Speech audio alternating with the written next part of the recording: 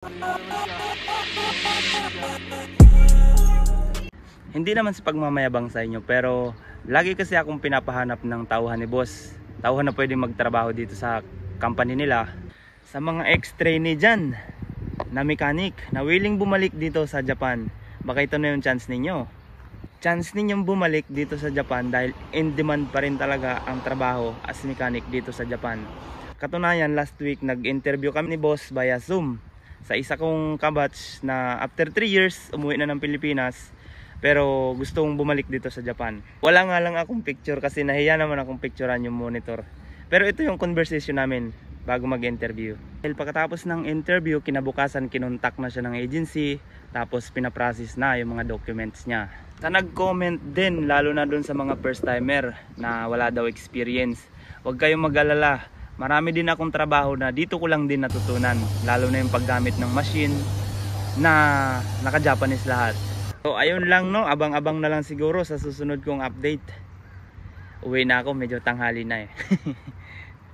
Guys, punta kami sa post office ngayon kasi maghuhulog siya ng passport saka residence card.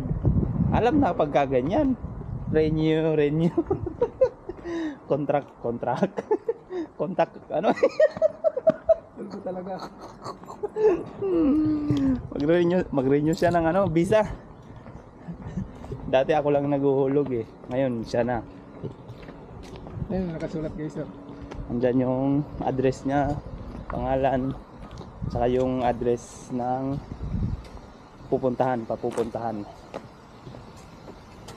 Yan na yung post office na paghuhulugan namin ng passport niya at saka yung alien card, residence card. Ay.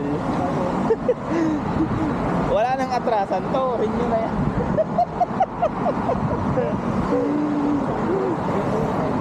Ito. Okay. Telephone number. Ito yung ito yung postal code dito nila.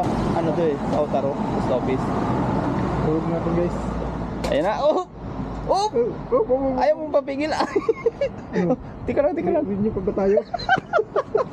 Tulog natin yan. Dami nating utang eh. Uy, dami punong-puno. Ando na. Bye-bye. Kulong na tayo dito sa Japan. Bye-bye. Renew talaga tayo. Renew. Yun na yung pangalawang taon niya dito eh.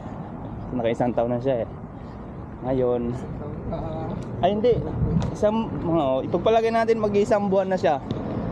Mag-isang buwan na lang bago siya mag-isang taon. Kasi ganun kami pag nagre-renew eh. 2 months before expire yan, inaano na. Ngayon wala to dalang alien card. Pag pinakawalan to dito tas nahuli, wala na, ipatubos ko na lang.